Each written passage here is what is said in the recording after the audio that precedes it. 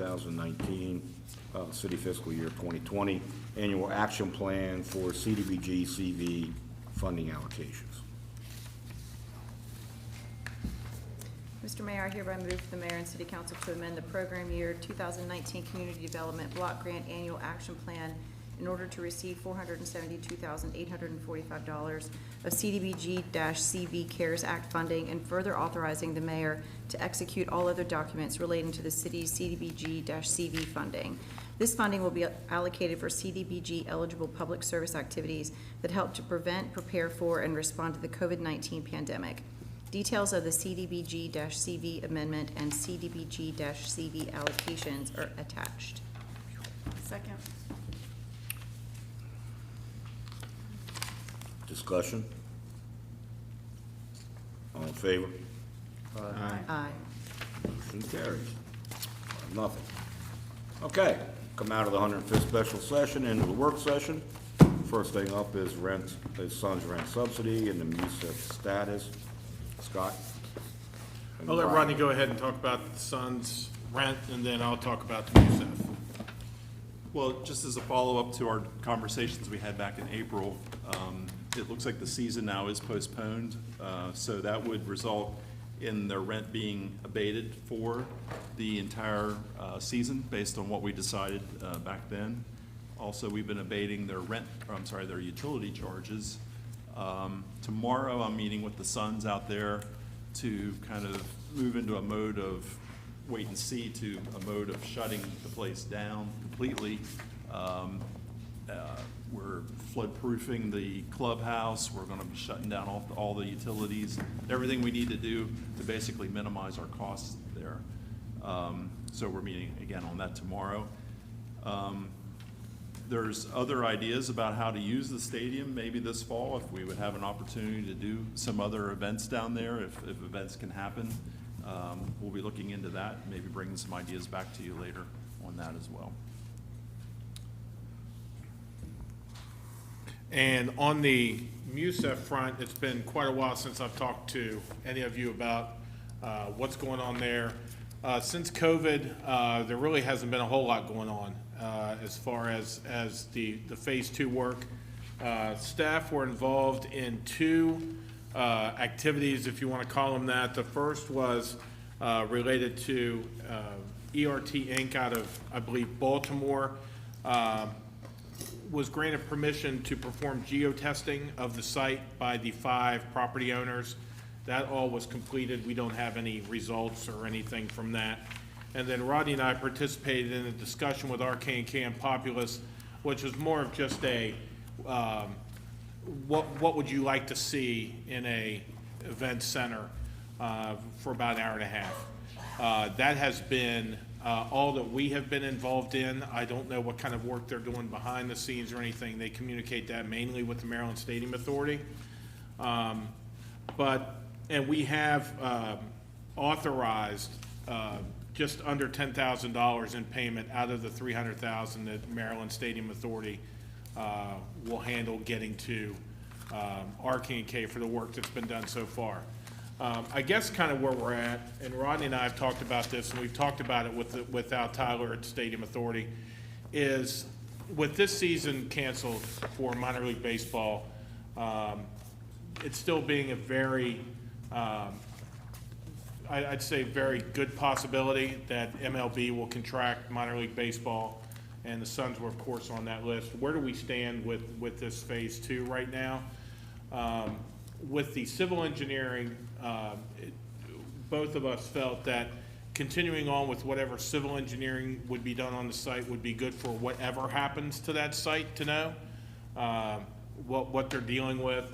But as far as architectural work goes, we have just put a temporary hold on there being any more design until we have a chance to talk to you all designing baseball, as far as designing the baseball stadium, to see if that was still something that was prudent to do, being that we don't even know if we would be building it for anybody except to build it. So that was kind of where we're at.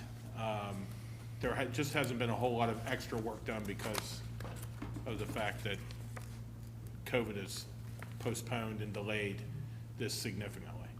So, I'm just curious how the process on a technical level works, because I hear that you released some of the state money, so does that mean we're holding the money and we're making the payments? No. Okay, No. The process is, being that it is technically in our name, this project is in the city of Hagerstown name, we have to say it's okay for the stadium authority, which is holding all of this money, okay, to be able to pay for services rendered by invoice. There was an invoice that they are able to pay it. so We're the not invoice hold- goes to MSA? Yeah, we don't have any of, we don't have any of that money. It's just a way for them to say, yes, you see the invoice, yes, that was work done, I think they charged our time, and then the geo testing. And then the Maryland Stadium Authority actually has the money and cuts the check to RK&K. So, Or so whoever. let's say they complete a part of the process. Yep, Who gets the information, the documentation? And let's just take the geotech report. Is that something, because I sort of hear, if you have the ability to say, hold off on this or move forward with that, but MSA is the funding entity, will that be a report, whether it's, the engineering report, the geotech report, architectural plan, whatever it is that something that they're doing in parts and then we're going to receive? Or is that something that we're going to see at the end of the overall process? no, as deliverables come, they will go to MSA, and I will share them and MSA will share them with us at that time. And then we'll get to see them? Yes. Meaning the mayor and council? Yes, everybody would get to see whatever output is created by the group, either RK&K or one of their contractors. Who selects the contractors that are conducting the work? During the initial bid, it was laid out within the bid document who would be working on the project. So, Each for of the example, parts. RK&K, how many would you say? There's probably like 6 or 7 different areas. Like if it was archaeological work, they had an Sub-consultants. archaeological company. If it was Okay. civil engineering, It was all part of their team. it was all part of their team, and it was all listed out there. And these groups that have done this, the one group that did this work was part of that team that was part of the original bid. So the MSA picked the team? No. RK&K submitted the bid Okay, with the okay, team, yeah, with and their then subs. MSA and all of us evaluated it, and Okay. it was selected, right. So that's where we're at with this thing. I can talk with Al if we want him to continue with the architectural work. I mean, that, we could do that. I think the civil engineering work, I think we both agree it would be good, to see what happens with that. And, if at some point the project would need to stop, basically how that would work is, RK&K would submit a final invoice, and MSA would pay that invoice. Go ahead. So when you say stop, and I guess I'm trying to compartmentalize this in my mind. So the state authorized the funding, right? Mm-hmm. So the delegation or a delegate for this county got the state to authorize the money, right? Mm-hmm. But the money is borrowed funding, right? That has been sort of earmarked within the current fiscal year to expend, Right. right? So it's borrowed money Well, that's not been with, you get 2 stored. years to do it. You get 2 years through the bond funding, you get 2 years to spend it. So it's this year and next year? It would be through FY '22, yes. So the current fiscal year, 150 grand, next fiscal year, 150 grand. If that's the way, 300 total, right? Right. And I think the total bid that came in was like 280 or something, right? 279? Yeah, 270. Yeah. So, and when you say we're gonna hold off on the one, I guess I'm trying to figure out if it's their money and if the delegation member or delegation membership got it and they're basically picking I'll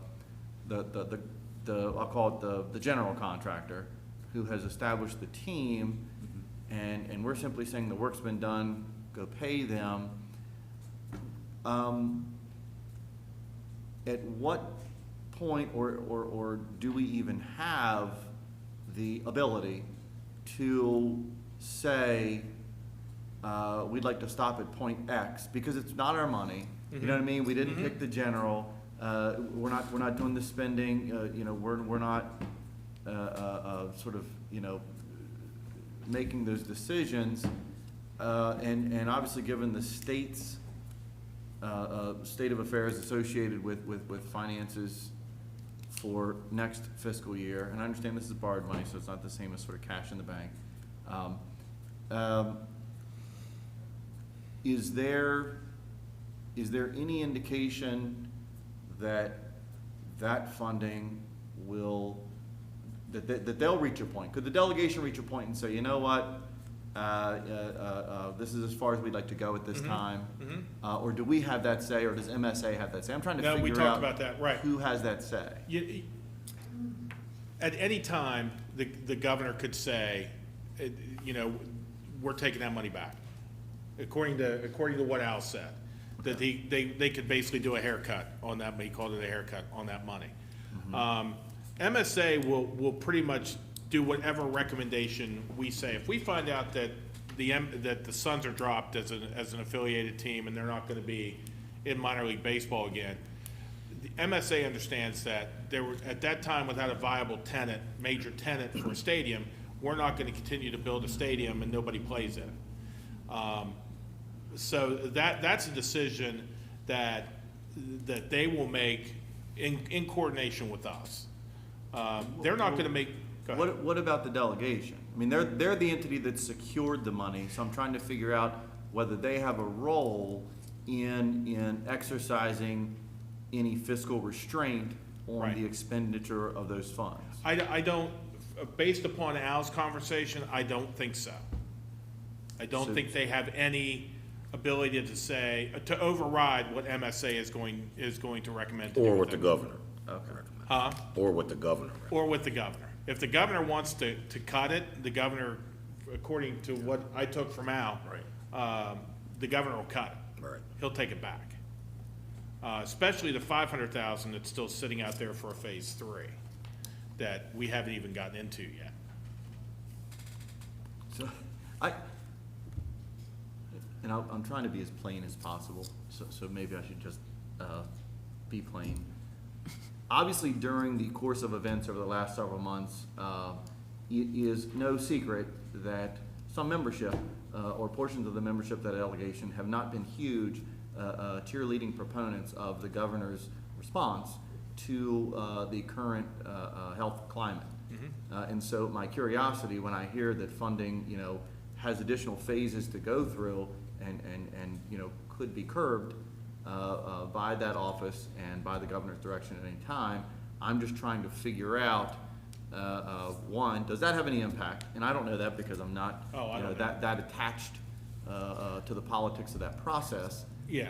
And number two, who that largely rests with as it applies to when that time comes. I can't speak on the 500,000 on the money down the road that's already been approved in the last legislative session. On the 300,000 that we're into right now, I don't know that being that money's already there allocated and I don't think the governor will take that back. I think the 500,000 is still in play on the next bond financing.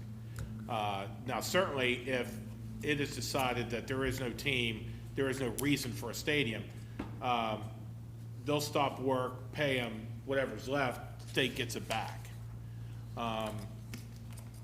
There also can't be any change of scope. For example, if we decide we don't want a stadium, we want to put another building there, an amphitheater, indoor sports facility, that can't happen.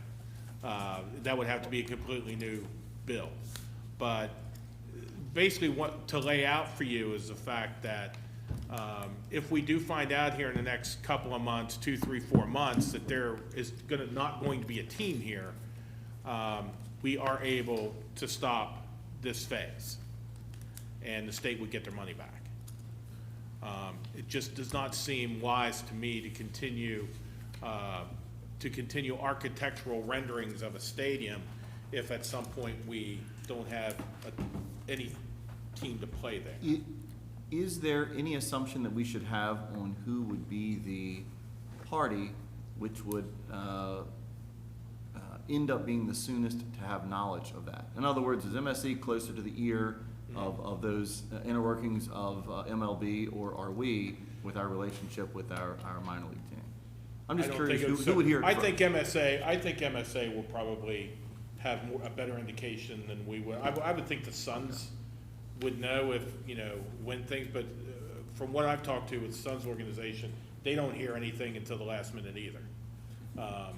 MSA may have some inroads. RK&K seemed to be pretty knowledgeable when we met with them back in the fall on what was happening with minor league baseball. So I don't think, we certainly will not be anywhere close to the first to know before anything's released. Has that temperature changed since the fall conversation to now? Because this is a little more like, okay, this really may not happen. Yeah, kind no, of thing. I think it's probably gotten a little more heated to drop the 40, especially with the seasons being canceled. Al kind of felt that way too at MSA from what they had heard.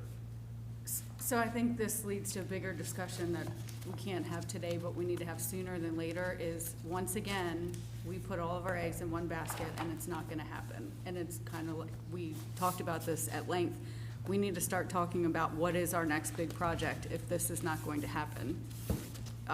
We talked about that in Greater Hagerstown, everyone was so laser focused on a baseball stadium. Now here we are once again in the same position. Yeah. So I think whatever our next big catalyst project is, we need to start having honest conversations about it, whether it be an amphitheater or an indoor sports complex or whatever it is. But, and the information I want to make sure you all had is that you could not count on this 300,000 or the 500,000 to go towards anything like that. Then it would, it's earmarked for a special events or stadium. And But- that just but seems legis- insane to but- me. Baseball. But legislation could be put in place Absolutely. next year Yes. to reallocate monies for a different project Absolutely. that have already been committed to by the delegation through the bond It issue would take a of new, the it would take a following new year. bond request by Right. the delegate. So yes. if we switched gears in that location, since we've done the geo-testing and things like that, for something else, whether it's, an indoor sportsplex or an amphitheater or a combination of both in that area that would drive economic development in the core, that could still be something on the horizon that we could get done through our delegation Right. with these monies that have been allocated for this project, maybe Right. get reallocated to that. Right. Well, I want to make sure that it's clear to our public, though, that when you say we switch gears, it's not we, simply because we didn't ask for the money in the first place. Right.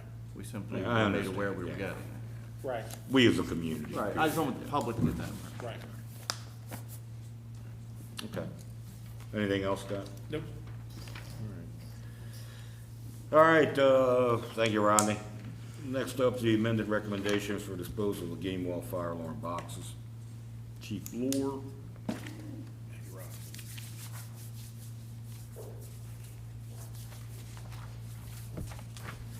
Good afternoon, Mayor and Council. In front of you in your packet should be a one-page amended recommendation for action that you took on June 10th when Chief Hopkins was in front of you for the final disposal of up to 84 complete or partial Gamewell fire alarm boxes.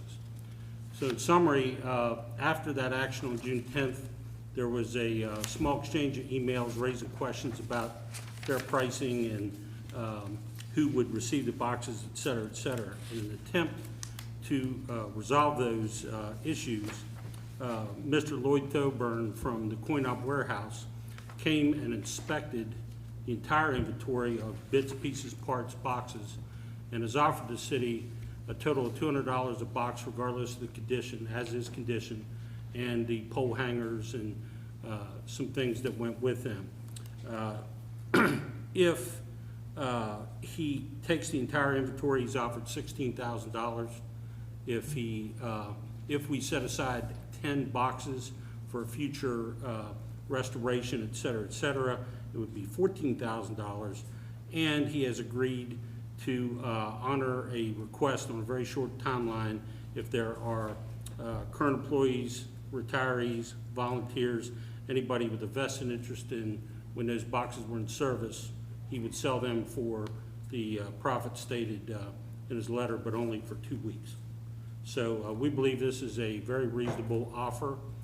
Many of them are in not good shape at all. Only a few are fully functional with all the parts. I tried to open one today before I come over here, and I bent a key trying the doors just corroded shut on. So I think the photographs that Chief Hopkins had in front of you may not have done due diligence to that. We certainly invite anybody with further interest to look at the entire inventory. They're in the they're secured in the basement of the market house. But nonetheless, we need 2 things from you today. Is it Mayor and Council's desire to keep up to 10 of these boxes in the fire department possession for future restoration and distribution, either as legacy gifts, et cetera, et cetera? And number 2, would you accept a single bid from Mr. Thoburn for either $16,000 or $14,000, $200 a box? And certainly entertain any questions Mayor and Council may have. Mr. Mayor, I certainly have no problem with that proposal, including us keeping 10.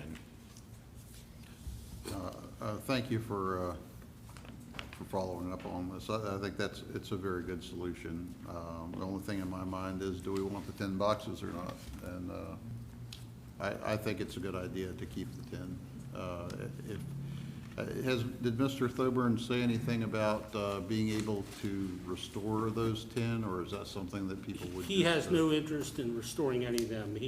His interest is, and I'll quote what he said to me, there's no money in labor. And therefore, he wants to flip them. You know, there is some with different detail that reflects the age of the box themselves.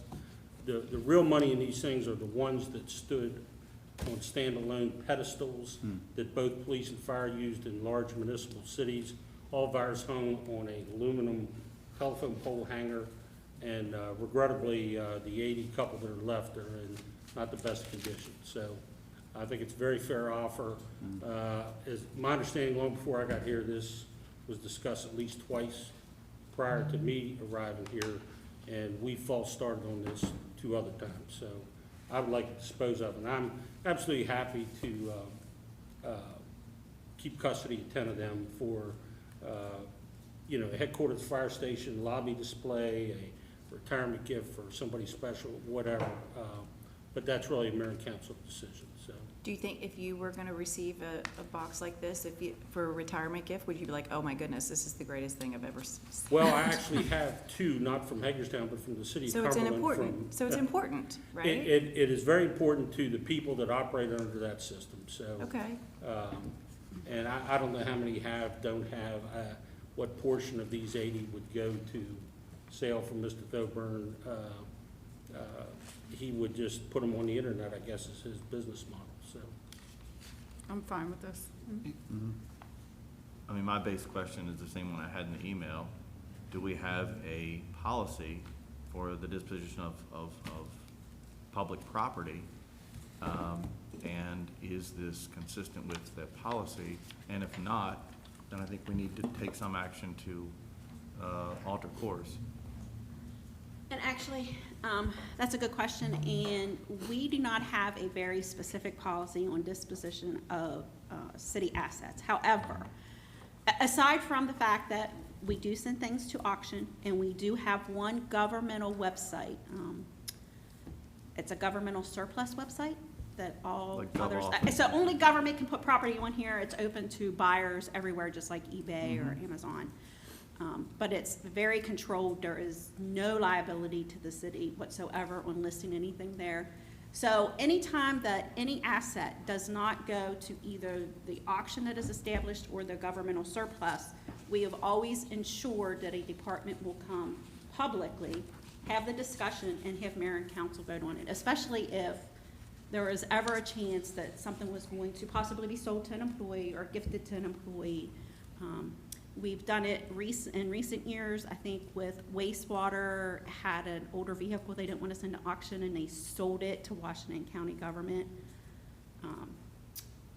Chief Lord, it might have been before you got here, we had an engine, I believe, instead of putting it on our governmental website, through some of the command staff, they found another volunteer company that wished to purchase it, and we brought it back.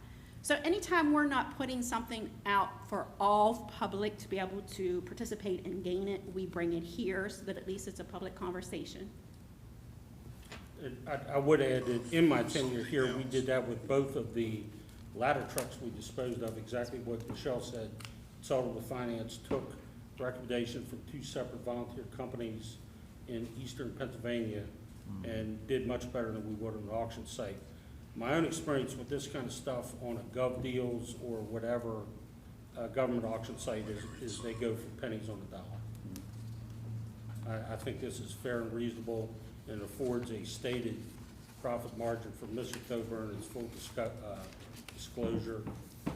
He intends to charge $250 if he assigns a box to anybody that wants one, and $300 if, for instance, if I was interested in purchasing one and I wanted to cherry pick a specific box number because it was in my neighborhood or whatever. But It's not very often that we actually dispose of anything like these game well boxes or you know, if something continues to work. It's typically the items that we have, we keep.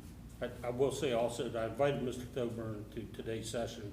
He was committed to another activity, but he's certainly available to anybody for questions or whatever. I mean, I'm okay with it, I'm you know, good and with as far that. as the 10 boxes, again, you know, that's fine. You're Okay, gonna we restore can them. have a discussion about having a policy about governmental surplus things some other time, but, Whatever come out of the emails, I wasn't able to glean 3 votes you got 3 up here. for any changes. We have 3. Keeping 10 though. Keeping 10. Keep it Yeah. 10, Yeah. absolutely. Right. Okay. Austin, you're okay too, I'm okay, right? yeah. Okay, so you got 4. Don't be surprised if you get one when you retire. Okay, thank you very much for your time. It's not gonna be a very nice one. My offer still stands if you want them fixed up. Sorry? My offer still stands if you want them fixed up, I'm happy to do Okay. that. There you go, done. Yep, They're a lot Kristen of work. fixes it.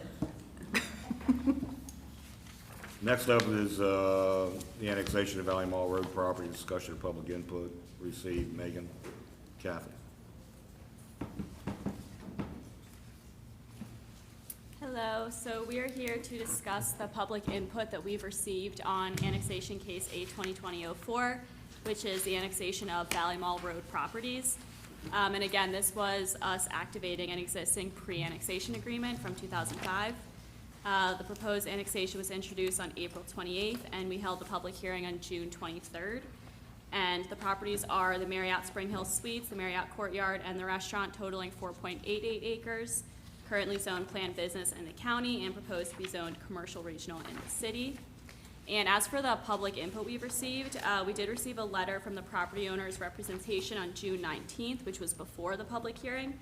But essentially, the letter states that the COVID-19 pandemic resulted in financial hardships for the 2 Marriott hotels and the restaurant, causing the businesses to suffer greatly.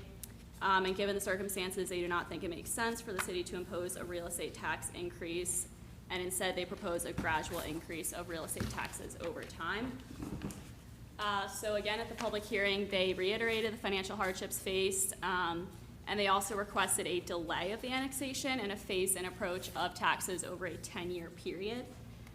So for the city's proposal, staff recommends a 3-year phase-in of city real property taxes, which would be 0% in fiscal year 21, 50% in fiscal year 22, and then 100% of the tax in fiscal year 23.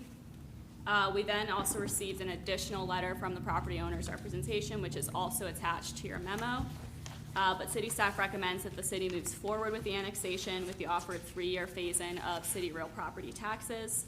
The inside city water rates would go into effect September 10th, and then we also attached an analysis of the effect of the annexation on property taxes and water rates for all 3 of the proposed properties. And then we also have attached our recommended terms and conditions, which would be attached to the annexation resolution and would detail the tax terms. And then as for next steps, the county had originally scheduled to review the zoning for the annexation today, but it was not on their agenda. And I'm pretty sure we don't need express approval for zoning unless there's a redevelopment proposed, since that area is already developed. But I guess they would review it at their next meeting, hopefully. So we're not sure when that might get on the county commissioner agenda, but our position is that there's not that much difference between the 2 zones.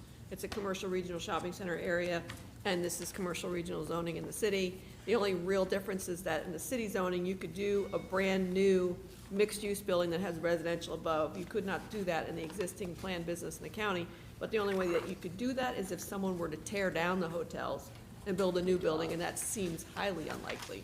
You could not adapt the hotel with our zoning to be a mixed-use building. It would have to be brand new.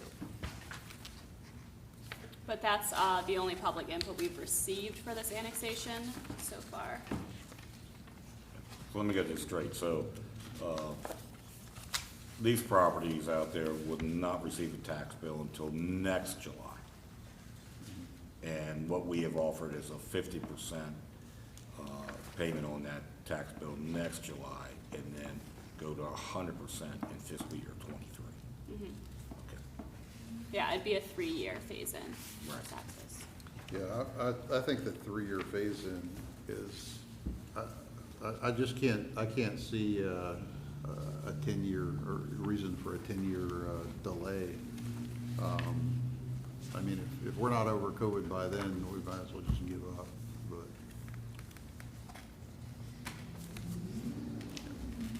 Anybody else have anything? I mean, I think, just me, one, I would have been fine with up to 5. That's just my personal opinion.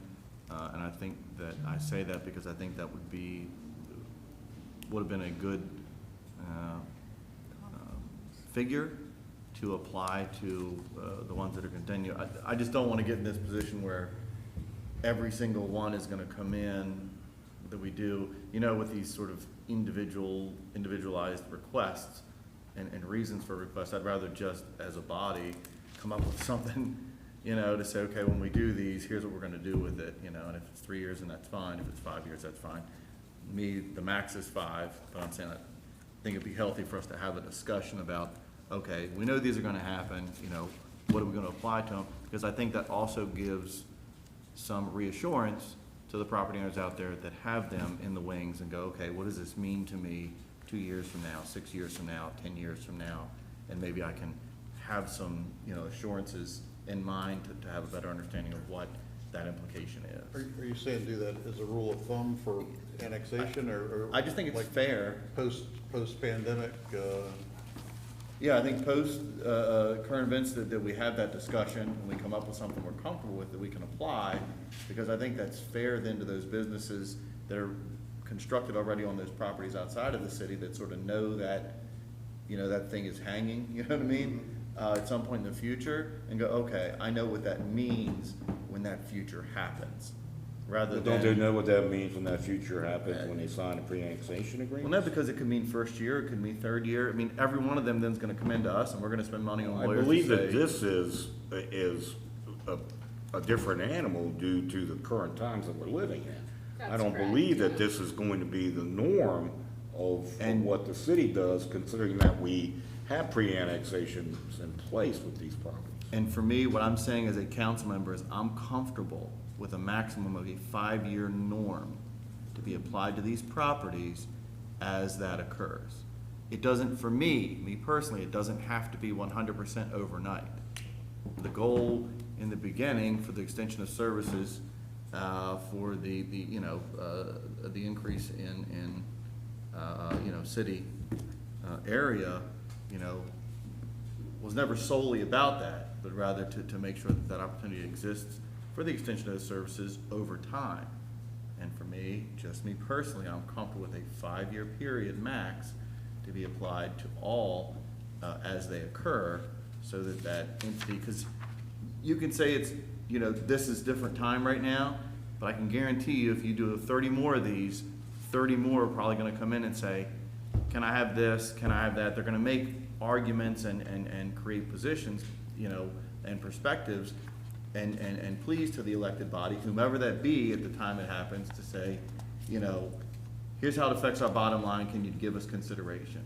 And all I'm saying is I think, you know, some discussion on, okay, is there some consideration we would be comfortable with as a body to apply as they occur, which then provides some fairness to that business to say, okay, I know what that means when that happens. Are you thinking for just the annexations we do where we're activating a pre-annexation agreement? Correct. Not the ones where they come in and they know in their business plan right off the bat. Correct. They gotta come in. Correct. And maybe an easier phase-in for it's like 25%, 50%, 75, or something like that. I mean, because this statement here says that in this letter, in other words, my clients would have to rent every room in both hotels until July each year just to pay the rent, real estate property taxes. I mean, that's like, Well, you know, that's what he says. And if that's the truth, you'd wonder what business model they were using. true. Well, they signed a pre-annexation agreement. It doesn't take a rocket scientist to figure out what their expense would be. And if they're claiming that they can't make any money without renting every room, then they're not gonna make it whether there's a pandemic or not. And I would also note, it's very interesting, on page 2, the 3rd paragraph. As explained above, the diner cannot afford to pay the current property taxes. So let's be clear who's obligated under apparently the landlord's lease to pay the property taxes. It's the tenant. And the tenant isn't in here asking for relief, the property owner is. And I would be curious, having had conversations with some folks, while they're looking to us to give them a break, are they willing to give their tenant a break? Because I don't see anything being a trickle down here. That if they get a break, that they would pass that on to the tenant who's the obligor under this thing. Under the agreement they have, that apparently is who's paying, is obligated to pay. I just, you know, everybody has this problem. Kathy, the properties of Kohl's and Christmas Tree Shop and those places that are gonna happen, have they requested that we phase in their taxes? We haven't received a request like that yet. We had one phone call from a Kohl's representative asking what the impact would be on taxes, and then we provided that information, and that was the end of it. But we haven't had the hearing on that one yet. That will be next Right. month. I'm just wondering if anybody's getting ahead of it. Yeah, I haven't heard anything from them either. Right. And by the way, what they're indicating too is that they can't afford what exists now. They're not, you know, they say, we can't pay what you're charging us now, so we don't want you to increase it. So something's gotta budge with them if they cannot afford to pay what they're paying now. And we all know what eventually happens if they're telling us the truth and they don't have the funds to meet their obligations. There's only one place to go with that in the long run. And not only that, they don't suggest that 10 years should be the phase in. They suggest that 10 years won't be long enough. So what they're actually asking us to do is not annex. That's what they're asking. Putting it a different way, they're saying, hey, I mean, you can't expect us to be able to do this in even 10 years. Well, nobody expects the city's gonna annex, supply them the services, the reduced rate of water, and then not tax them. So ultimately, while they're opposing it in the terms of, and when I see who the attorney is, it's pretty darn obvious that they're not about to talk to us about our annexation policy, given the fact that it's the same attorney that represented us on annexation issues. So they know they can't ask us not to annex. They know there's no legal way they can get to there. So they say, we're not asking you not to annex, we're just asking you not to tax us for about 15 years, which is equivalent to saying, don't annex us. That's what they're asking for. Because they're not asking for 5 years of Kristen's offer, and they say 10 years isn't enough. What I'm saying is I'm trying, like, I guess I go back, you know, I go back in that period in time, you know, and recall those conversations, you know, and so it was like, you know, when this occurred, you know, there were two things were happening. One is, you were sort of like begging proposals to get that opportunity to occur, meaning, you know, that additional development to happen in the city than outside of it. So you're pretty much, you know, selling whatever you had to make that happen, like Walmart, you know, which wasn't a bad thing at the end of the day. You had to give up a bit to get it to happen. The contrary to that is you were increasingly becoming, I shouldn't say you, we were increasingly becoming landlocked. In fact, I remember Lynn, you know, and holding up that book and saying, you know, this is the type of city we can't become.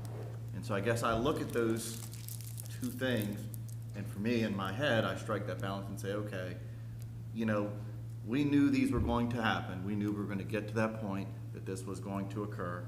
And for me, thinking about it over the last couple of months, as you know, the communications have occurred, is largely, okay, where in my mind do I feel comfortable that I'm, you know, being fair to the growth that occurs, that you want to happen, and at the same time want to ensure that you're not being landlocked, which was, you know, the thing you didn't want to happen at any point on your border. And that's sort of where I reach that, because I look back and see sort of, you know, what we had to give up on other ones where we voluntarily got it, and go, okay, where can I be comfortable in now knowing that I'm getting these ones and making it fair to the development that has occurred, to make sure that it's at least some, you know,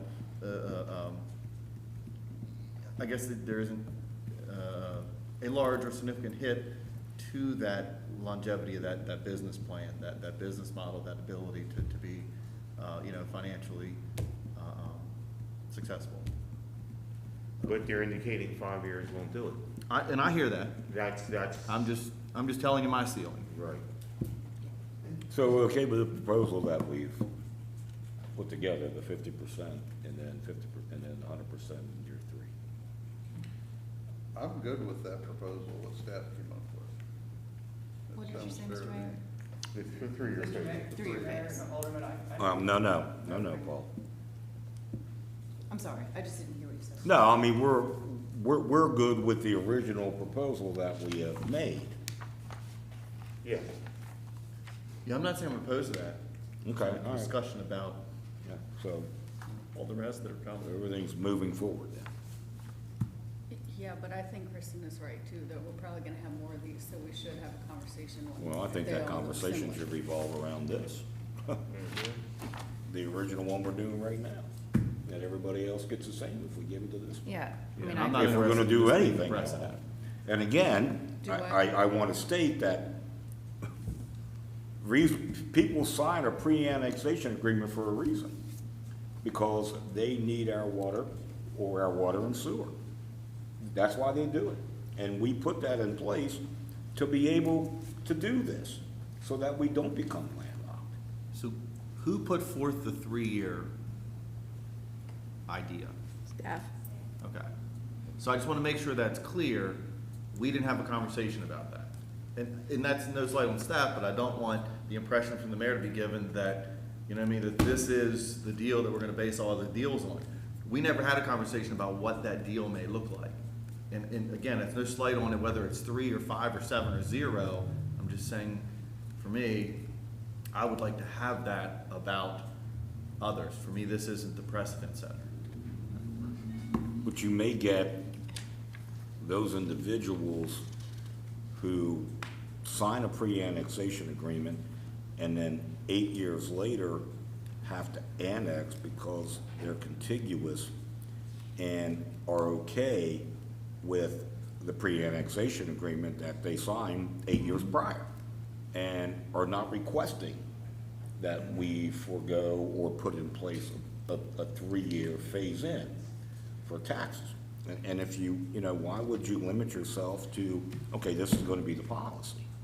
You know, if when we have a discussion about it, you know? For me, it provides consistency to the businesses that develop after, because let's face it, I mean, the annexation. So does the pre-annexation Yeah, agreement. the pre-annexation happens at the point of raw land, development, right? Usually.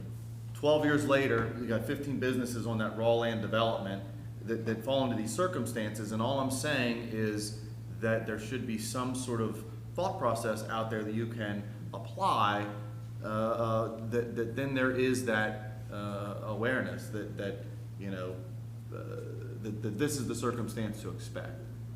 Other business that doesn't exist at the time that occurs. And I get that they'll know, you know, I'm sure that there's documentation that changes hands to say, hey, just want to make sure you're aware, you know, this is a possibility and this is a probability. I'm just trying to apply some consistent metric to that probability, that eventual business can say, okay, I know what that means. Within my business model, I know what that means. But how many of these phase-in requests would we typically get, or do we typically get, that isn't in the middle of a state of emergency? I mean, is that something that is common? I mean, I'm not buying that that's the reason. We Right, I phased mean, in the Tractor answer to Supply. that is, I think every annexation we do, we get an explanation of why it's unreasonable, why they're being double taxed, and why we should not, A, we shouldn't do it, and B, when we do it, we should phase it in. And one of my problems with this particular entity, we're dealing with major players here. We're not dealing with mom and pop stores. Okay, we're dealing with major developers, and we're dealing with a developer who has basically said to us, he hasn't said, you know, if you phase in under this plan, we can work with you. What they've said is you can't tax us for 10 years. It leaves us, it's either all or nothing is what the developer's saying. You know, I hear you're gonna do a 3-year phase in, that doesn't work for us, 5 years, 10 years doesn't even work for us. So the answer that I have is, if we're gonna annex this property, we need to get taxes on it way before 10 years. And if that means this developer can't handle that, then they're gonna find another developer down the road who will. Otherwise, why would we annex? If we're not gonna tax, then and that's what they're asking us to do, is not to annex. They're not asking us to phase in, they're asking us to table the annexation, and they're saying don't do it for at least 10 years, which means 2 administrations later could look at it. And that doesn't work for me. Well, and I just wanna, I know that there is a correlation to, you know, we give incentives to properties that, you know, immediately annex into the city, and I understand that, and that sometimes and you used, Kristen used Walmart and the center of Hagerstown as an example. But when that kind of thing happens, we have control. We have control of planning, we have control of site plan, we have control of all of that when that happens. When this happens, what we're doing now, we had no control of any of that prior to our annexation. It is what it is, and we're annexing that property. So, you know, it's 2 different animals, although it ends up being, you know, that they both pay taxes. But let's also be clear though, Bob, I mean, there has to be an understanding here. When we talk about the center of Hagerstown, known as the Walmart Center or the Gross Center, that annexation, 1, was the largest annexation in the history of the city. 2, it was done before we had an annexation policy. Mm-hmm. That annexation was done at the request of the owner. Right. And we financed it through TIF. Right. Through TIF. but there should be no misunderstanding. That wasn't done pursuant to an annexation policy. Right. That was a request for us to annex. I just use that. And I know you. Same example. Right. My view on the thing is that you go into these things signing a pre-annexation agreement, knowing that you are going to be annexed at some point. And right now, I think staff's plan to give a 3-year phase-in is very generous and is only being done because of the pandemic. Because we've Right. never talked about Right. doing this for anything else, so. Right, because we would just, right. Is this the first time that you had heard about the 10-year proposal? Because I don't recall ever, I don't see that in this previous. I don't think it was mentioned in the first letter. I think he may have mentioned it or when he spoke at the public hearing. Oh, I think okay. is when I first heard of it. Okay, I was just curious. Okay. I mean, I'm okay with the 3-year phase-in, so. So we're all good on our end, it sounds like. And just to clarify, when we do the annexations now where we're trying to get somebody who's right contiguous, the only time when we're offering incentives at that point is that we need somebody in between. Who Right. doesn't, who's not asking for Right. any service, but we need them to get contiguous. That's, or it's raw land, requesting annexation, we say, okay, no taxes till you develop. And we Or the did that property up sells. in the west end, going, you know, But typically, when we annex the ones that are right on the border, we don't offer any kind of incentive. It's that you want our water, so welcome to the city. right, right. And we also can't lose sight of the fact what the situation is of our utility funds right now. And that's how we pay for them is with our property taxes, right? Okay, thank you, guys. All right, Jonathan, you're up. Request to renew rent guarantee agreement for Paterson Hall Student Housing Project.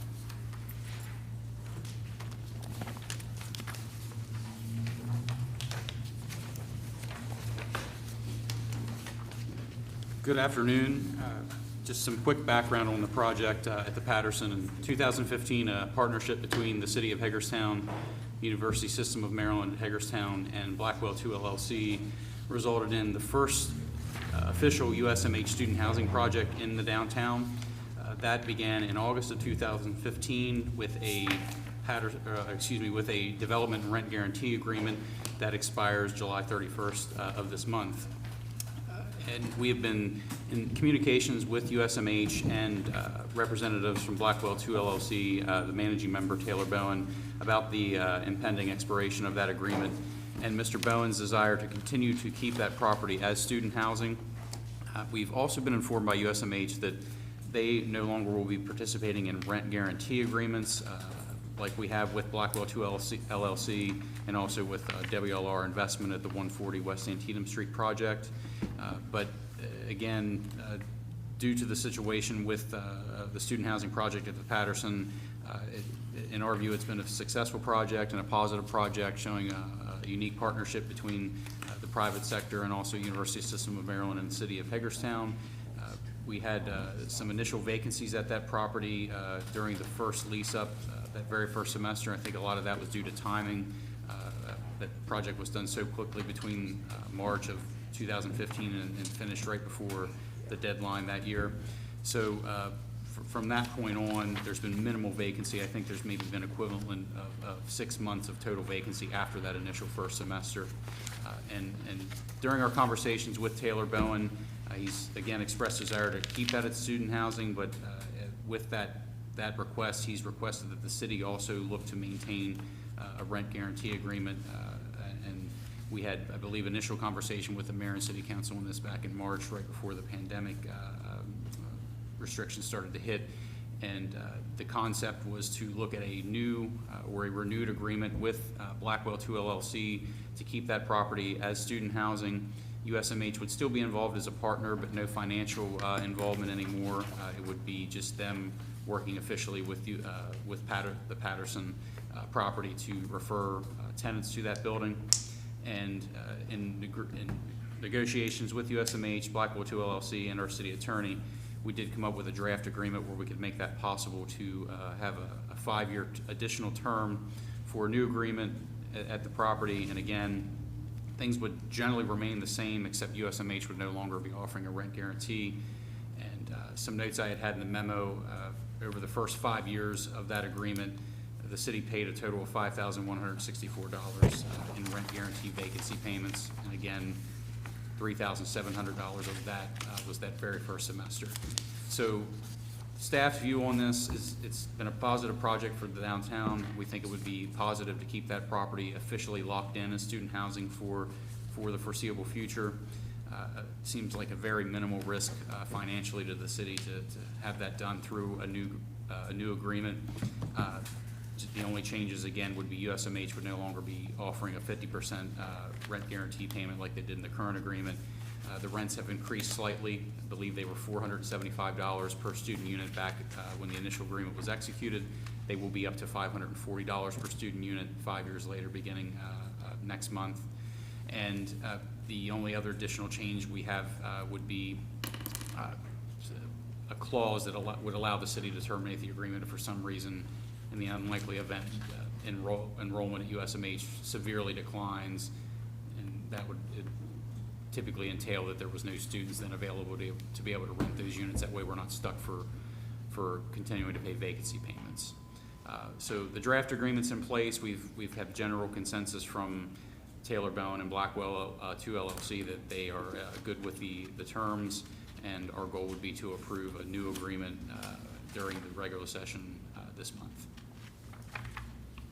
Sounds good. I'm good with it. What's the odds that there's gonna be any students there next semester? So far, not conversation with Mark Halsey on the Paterson, but I believe they've had some success with renewing leases and bringing in new tenants at the other property at 140 West Antietam Street. So it sounded like they're still working on a combination of online learning and a return to the classroom, maybe a hybrid type of learning for the fall. And again, that's very fluid. So that is And something. I'm curious if they go to 100% online, but their student enrollment still exceeds 300, then we would still, what's our maximum exposure financially if we had to cover everything? I would have to look that up, but I think we budget that every year at approximately $24,000 annually. To give you an exact number, I have to double check That's it good one more enough. time. That's But we good do budget that within our economic redevelopment fund. That's where the rent vacancy payments have come in previous fiscal years. And in my mind, I believe it's approximately 24,000. And quick math would be 8 units times the $270 per month. That's good. To give us that Yeah, amount. that gets me The draft agreement over on page 3, paragraph 11, it states there that the rental guarantee payment from USMH and the city. So USMH is not actually making any of the guaranteed payment, so that, I think, is. We'll work with Jason on that to make sure that's updated. Okay. And then the other question I had is, it says, of course, paragraph 10 there, they're going to give a written report of the rents received and everything else. And then paragraph 11, they're going to, it's up to USMH to immediately identify a suitable replacement if someone basically checks out of the rental agreement.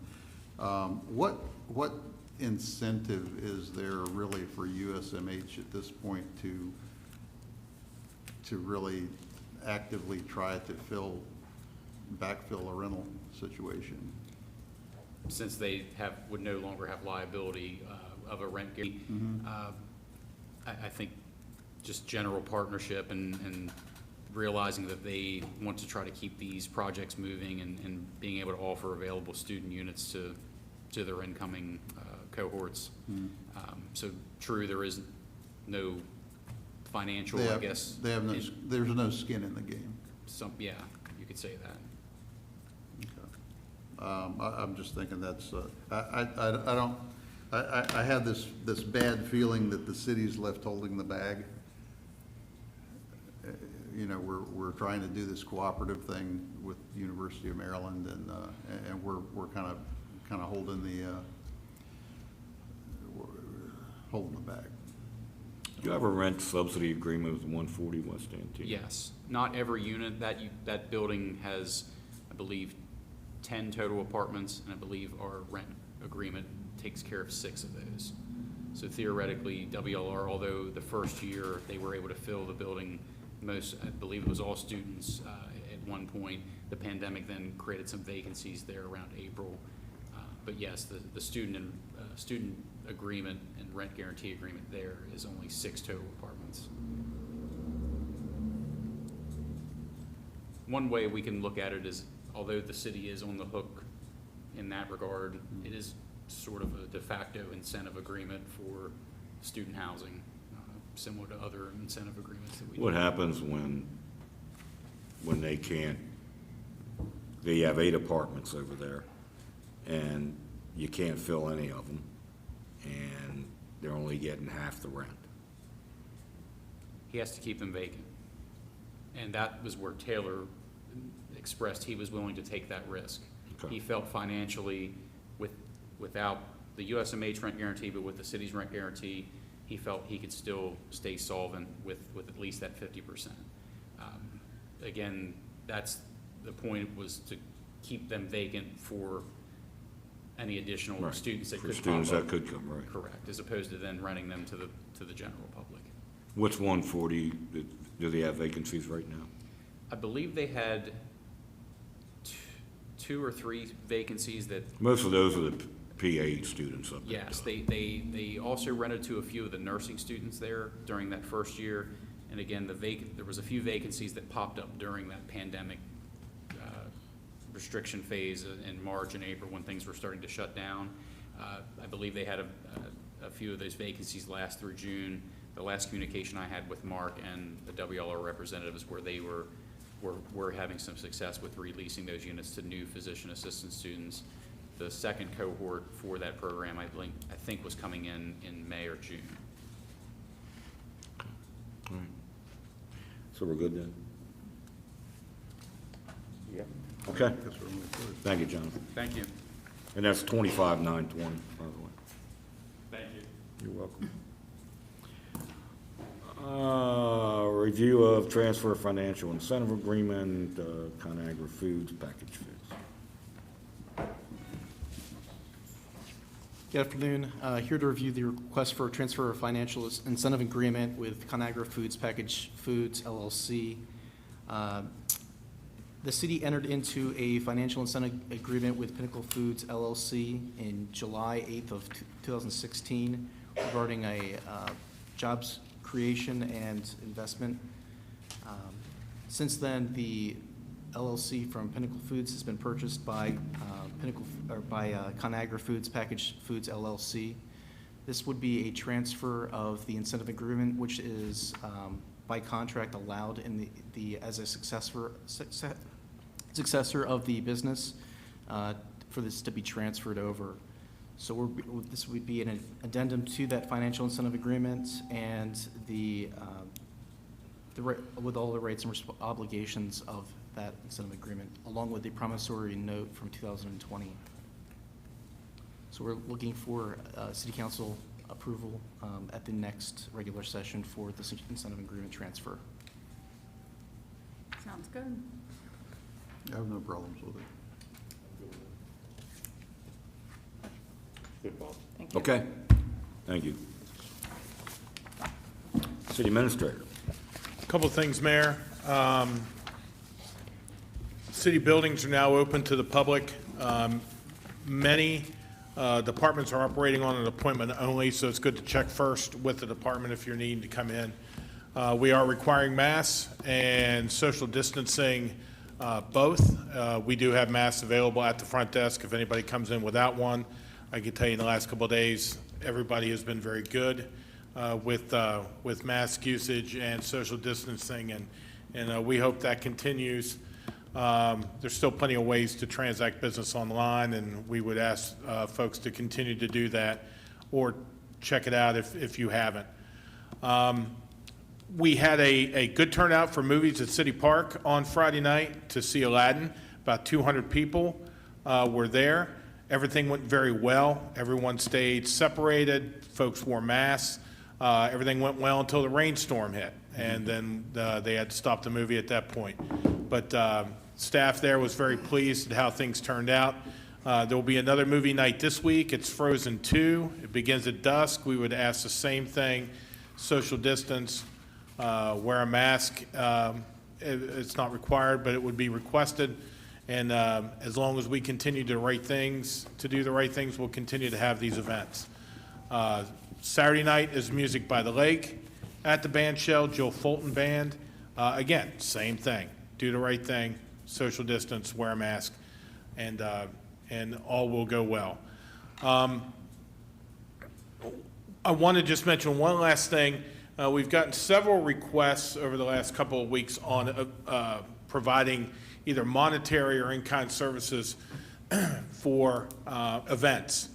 I just want to make it clear that at this point in time, just with agency contributions, we're not in a position to promise any particular funding or any particular providing free of charge our services unless we've already got a signed commitment that is extended over a period of years to provide that.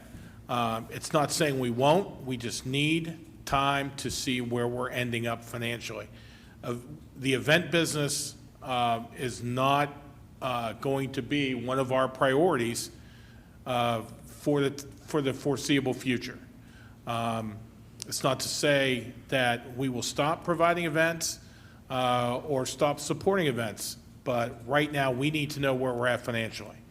And until we do that, we're going to be consistent, and we are going to review each request as it comes in and bring it to you as to whether we move forward or not. We are only one health department directive, governor's order from shutting down events again. We want to make sure that we're consistent and that we're doing everything we can to make sure people are safe when they attend these events. But it is not to say that we are in a position at this point in time to be giving away services or to be providing money for events that, one, we don't know whether they'll actually occur, or two, whether we'll even have that as a priority to fund. So I just want to try to make that clear as we move forward over the next couple of months and we see where revenues hit. That's all for me. Thank you. Thank you, Scott. Shelley, start with you. Nothing this evening. Lou? Nothing this evening, no. Memo. Tomorrow night Had at to break the 6. streak. Okay, go ahead. What? I had to break the streak. Sorry. Tomorrow night at 6:30, I will be attending a virtual town hall with Congressman Trone about the opioid epidemic. He's going to be discussing legislation that he's enacting to help, and I'm going to be discussing what we're doing here locally. So if you guys would like to join, the invitation is online, and it should be some good information. That's all. Austin. No, nothing this evening. Mr. Alshaw. I have nothing. Welcome back from vacation. All right. Thank you very much. We'll see you next Tuesday.